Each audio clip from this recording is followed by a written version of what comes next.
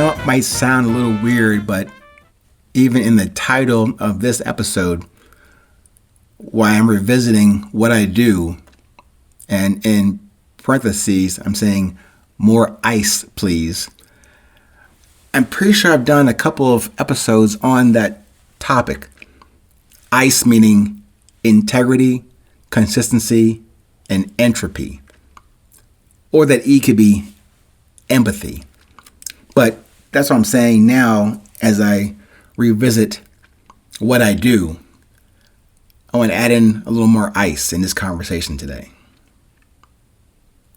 And in a sidebar but assisting, supporting part of this discussion today, that term or that question, what is your occupation? And I get that from a movie reference, the movie called The 300. And I remember, I think towards the early part of the movie where the Spartans were marching off to take on a vast and quite powerful enemy bigger than them with their 300 volunteers. They encountered another group that was seeking to assist them in that battle. But the other soldiers or volunteers meeting them on this path towards war, the leader asked the leader of the Spartans, I thought you would bring in more people than this. Because again, behind him, the volunteers probably had, we'll say, another 5 or 1,000 volunteers. And the leader of the Spartans, he was saying, I have way more than enough. And then, but in response to the query of the potential soldiers who were going to join his team or his army, he asked the individuals on the other side of the volunteers, what is your occupation?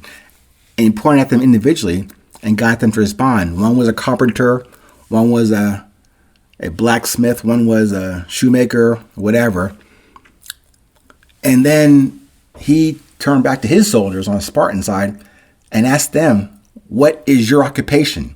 And in unison, they exclaimed something to the effect of "Hoo-ah!" which means that we are soldiers. We are going to fight.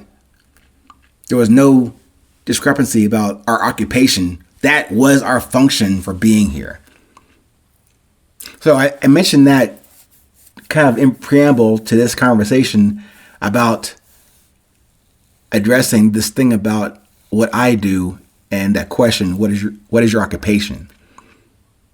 So also in that vein, I want to touch on another episode that I did before called Void, VOID, the stuff missing from your life. Or what I've done before is to refrain and redefine that term void. Not that you're lacking anything. That word void usually indicates that.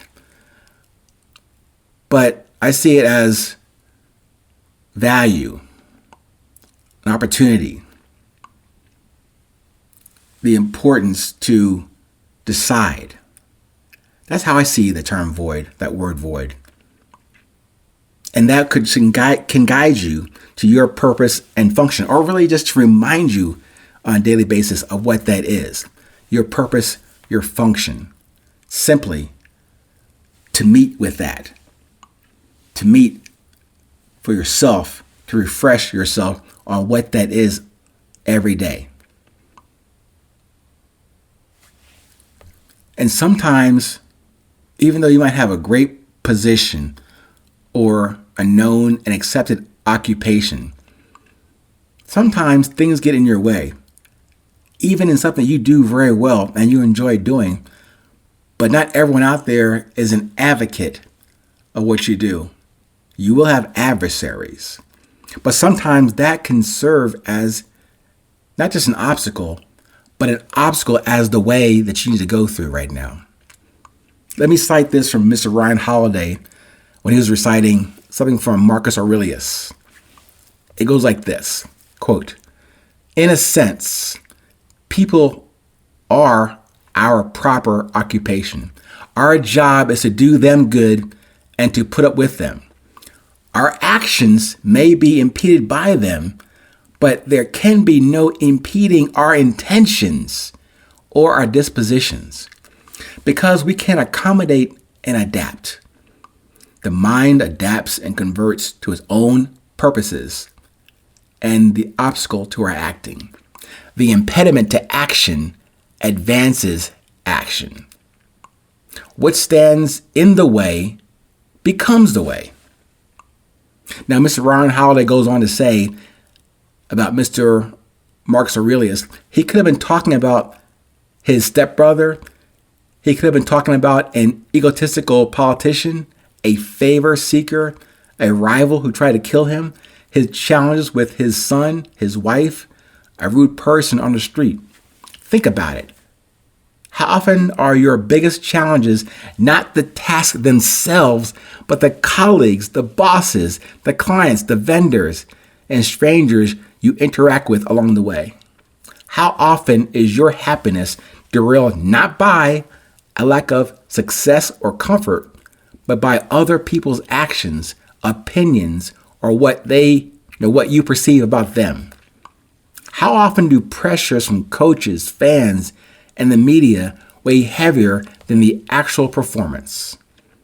The annoying coworker, the unreasonable client, the demanding coach, the selfish teammate, the family member who pushes all your buttons.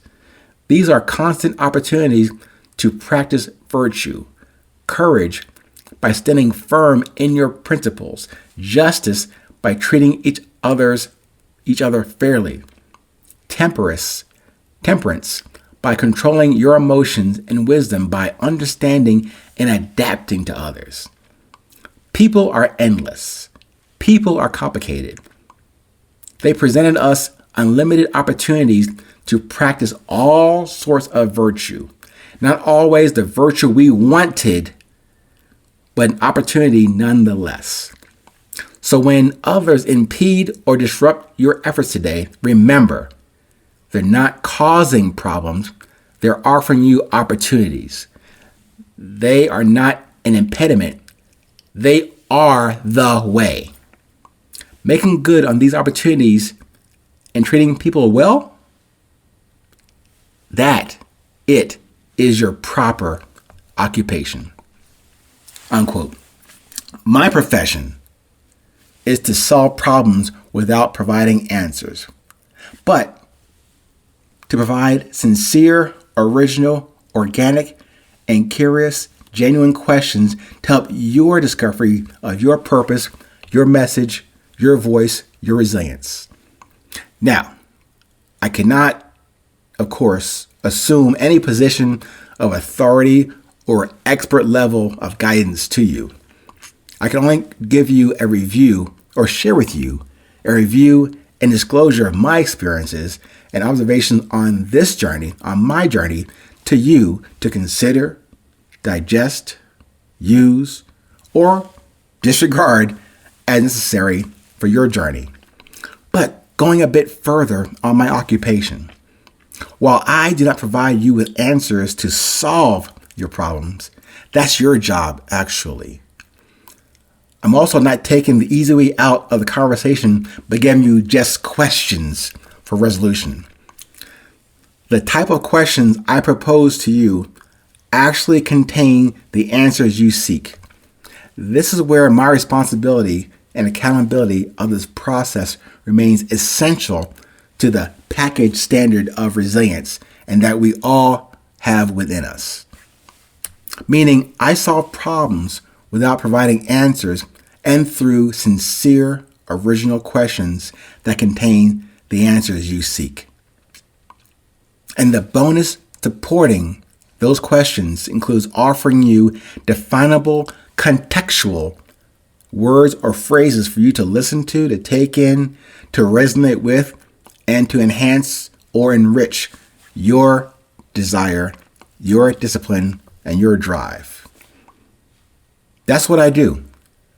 I am by no means the first one to do this, but I can now recognize this as my pursuit of my best each day, to fill my void, to assist you in yours the way up and into our respective purpose, message, and resilience. Take care. Stay present. Stay current. No matter where you are in this world, remember, it's always 8:20.